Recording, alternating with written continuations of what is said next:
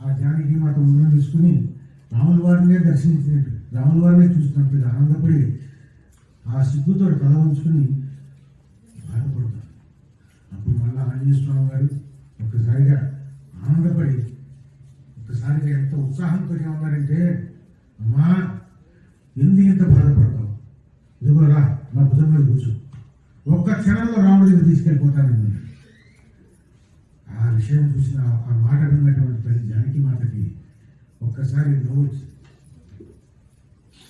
ఎందుకంటే ఆంజనేయ స్వామి అంటున్నారు, బొట్టలు అంతా నన్ను భుజం మీద కూర్చోమంటాడు, తీసుకెళ్తా అని చెప్తాడు.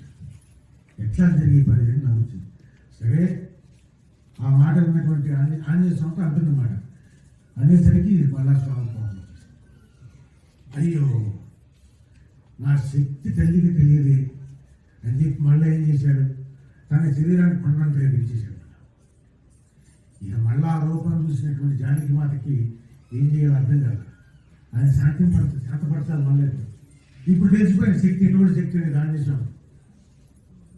మరి ఏం చేయొస్తే ఆ స్వామి తిరుగుతారు, ఆనందపడతారు అని చెప్పి తల్లి మళ్ళీ ఏం చేసిందంటే, ఆంజనేయ నువ్వు ఎంతో శక్తిమంతుడు, నమ్మకం కలిగిన నీ భుజం మీద నేను కూర్చుంటే క్షణంలో రాముడి దగ్గర తీసుకెళ్ళి నన్ను రాముడితో చేర్చగలవు. కానీ నేను శ్రీరామచంద్రుడి భార్య, ఎదుటి వాళ్ళని తాకరాదు. అందులో నువ్వు నన్ను తీసుకొని పెట్టే భుజం మీద పెట్టుకొని ఈ రాక్షసులు ఊరుకుంటాడు, నీ మీద యుద్ధానికి వస్తాడు. నీ మీద యుద్ధానికి వచ్చిన తర్వాత నువ్వు ఏం చేయగలవు? వాళ్ళ దగ్గర రకరకాల అస్త్రాలు ఉన్నాయి, మహాశక్తివంతులు, నువ్వు ఒక్కడివి, నువ్వేం చేయగలవు? ఇప్పుడు కొన్ని యుద్ధం చేస్తున్నావు అనుకో, నిరాయుధుడు. ఆంజనేయ స్వామి వారు లంకకి వెళ్ళినప్పుడు ఆయన చేతులు ఎటువంటి ఆయుధం లేదు, ఉత్తి చేతులతో వెళ్ళారు. ఎంతో మంది 80,000 మంది రాక్షసులు, సేనాపతులు, మంత్రి కుమారులు, అక్ష కుమారుడు అందరినీ సంహరించేశాడు. కొన్ని లక్షల మందిని చంపేశాడు ఉత్తి చేతులతో. ఎలా యుద్ధం చేశాడంటే మామూలుగా కాదు, శివుడు తాండవం చేస్తే ఎలా ఉంటుందో అలా చేశాడు యుద్ధం. సరే ఇప్పుడు స్వామివారిని కరుణించుకున్నా, తగ్గించాలి, ఆలోచన పెట్టాలి, ఏం చేస్తే తగ్గుతాడని చెప్పి ఆలోచించి ఆంజనేయ నువ్వు వాళ్ళతో యుద్ధం చేస్తున్నావు, సరే మంచిదే, నేను ఈ భుజం మీద ఇదో బరువు మళ్ళీ ఈ బరువు మొత్తం యుద్ధం చేయాలి మళ్ళా. సరే గెలిచావు, వాళ్ళ మీద గెలిచి యుద్ధం చేసావు, నన్ను తీసుకెళ్ళి రాముడికి చేర్చావు. కానీ ఎంతో గొప్పవాడైనటువంటి రామచంద్రుడికి ఇది కీర్త. ఒక వారం వెళ్ళి జానకి మాత తీసుకొచ్చి మళ్ళీ రాముడితో చేర్చారంటే ఇది కీర్త. అదీకాక రావణాసుడు బలవంతంగా లాక్కుని వచ్చాడు. రావణాసుడు తక్కువ వాడు కాదు, మహాతపస్సులు, ఎంతోమంది భార్యలు, దేవగణులు, అందరూ మహా ఉంటారు, అందగత్తెలు. ఏ ఒక్కరిని వివాహమైన వాళ్ళని తీసుకురాలి, రెండోది బలవంతంగా ఎవరిని తీసుకురాలి. రావణాసుడు చూసి మెచ్చి ఆ అందానికి మెచ్చుకొని అందరూ ఆయన మోహంతో ఆయన పెళ్లి చేసుకున్నారు. అలా వచ్చిన వాళ్ళే రావణాసుడు బాలేదన్నారు. కాకపోతే ఒకే ఒక్క పొరపాటు ధర్మం ఎక్కడ తప్పిందంటే రావణాసుడి దగ్గర వివాహమైనటువంటి తల్లి జానకి మాత్రం బలవంతంగా లాక్కొచ్చాడు. అక్కడే ధర్మం తప్పింది. లేకపోతే అంత ధర్మాత్మ ఎవరు, అంత గొప్ప క్యారెక్టర్ కూడా రావణాసుడు. సరే ఇప్పుడు రాముడు వచ్చి రావణాసుని సంహరిస్తే కానీ పూర్తిగా కార్యక్రమం. కాబట్టి నువ్వు వెళ్ళి రావణాసుని తీసుకురా అని చెప్పి పది జానకి మాత ఆంజనేయ స్వామి చెప్పగానే మళ్ళా ఎంత విన్న తర్వాత ఆంజనేయ స్వామి వారు కొంచెం శాంతించి మళ్ళీ మామూలు వారయ్యాడు. అయిన తర్వాత రావణాసుడు ఎలా ఉంటాడంటే ఆయన గురించి చెప్పాలంటే మన మినుములు ఉన్నాయి కదా, కొన్ని లక్షల క్వింటాల మినుములు పోస్తే దాని మీద సూర్యకిరణాలు పడితే ఎలా ఉంటుంది, దగ్గర మెరిసిపోతుంది. నల్లగా ఉన్నా కూడా అంత తేజస్సుతోటి ఆయన మెరిసిపోతుంది రావణాసుడు. అలా ఉంటాడు రావణాసుడు. ఇలా జరుగుతున్నటువంటి సన్నివేశంలో తల్లి జానకి మాత ఏం చేస్తుందంటే హనుమంతుడిని ఆశీర్వదించి, నాయన ఇక నువ్వు వెళ్ళిరా, వచ్చిన కార్యక్రమం అయింది కదా, నా దారి తెలుసుకున్నావు కదా, ఈ విషయం రామచంద్రుడికి రామలక్ష్మణుడికి చెప్పి వాళ్ళు తీసుకుని రా అని చెప్పి గుర్తుగా ఏదైనా ఇవ్వమ్మా అని చెప్పి అంటే అప్పుడు తల్లి జానకి మాట చూడమని ఇస్తుంది.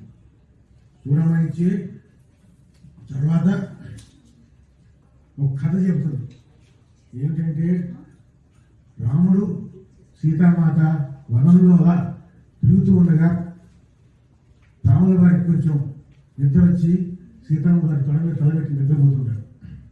ఆ సమయంలో కాకాసుడు అంటే కాకి ఎవరు? ఇంద్రుడి కొడుకు. కాకాసుడు వచ్చి అమ్మవారి స్థానాన్ని చీల్చేశాడు.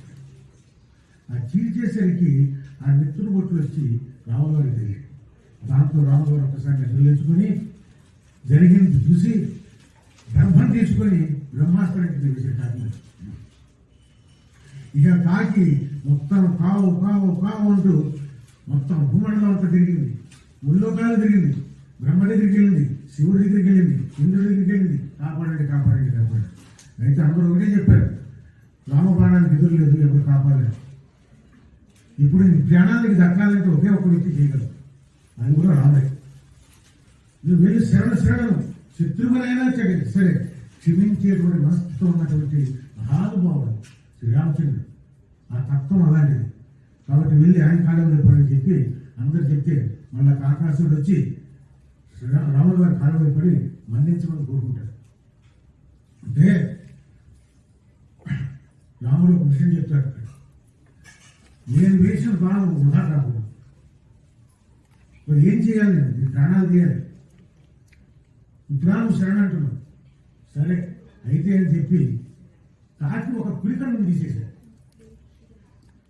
కాబట్టి కాకి కుడికన్ను ఉండదు, ఆ కుడికన్ను తీసేశాడు.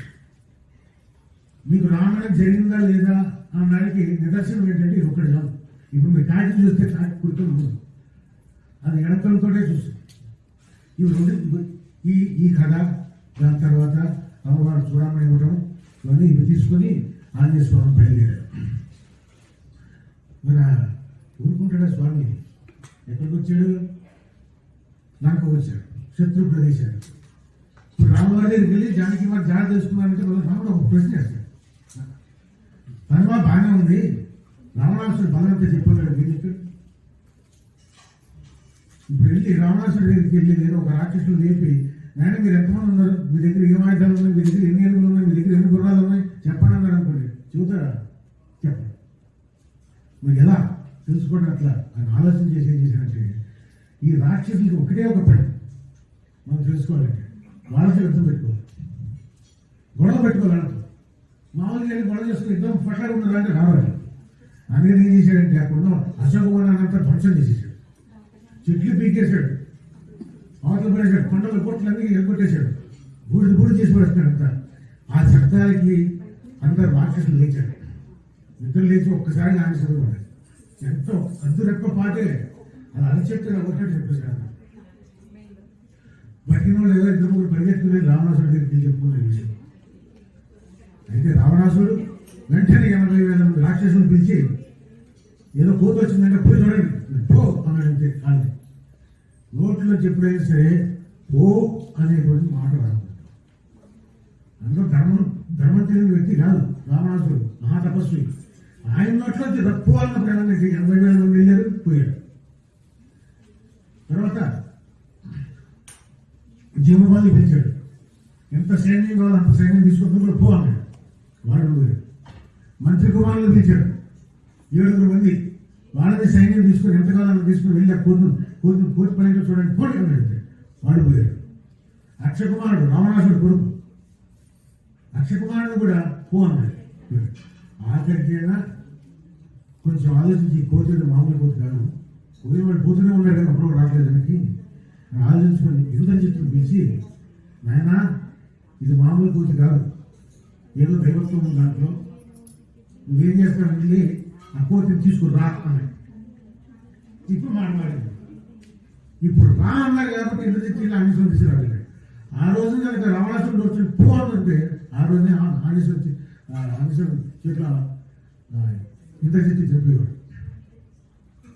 అలాగా అందరూ వచ్చారు. రావణాసుడు దగ్గర తీసుకొచ్చారు. ఆంజనేయ స్వామి కట్టేశారు, కాళ్ళతో కట్టారు. ఎందుకంటే బ్రహ్మాస్త్రం వేస్తే బ్రహ్మాస్త్రానికి ఆయన కట్టుబడి కింద పడిపోయాడు. ఆంజనేయ స్వామి పడిపోయిన తర్వాత ఇక చేసిన యుద్ధం చాలు అని చెప్పి ఆలోచన చేశాడు. ఆ బ్రహ్మాస్త్రానికి కట్టుబడినట్టుగా అలా ఉన్నాడు. ఉన్న వాళ్ళని మళ్ళీ ఏం చేశాడంటే అందరూ తాళ్ళు తీసుకొచ్చి కట్టాడని తీసుకెళ్లి రావణాసుడి దగ్గర నిలబెట్టాడు సభలో. ఇక్కడ మన సినిమాలో చూస్తే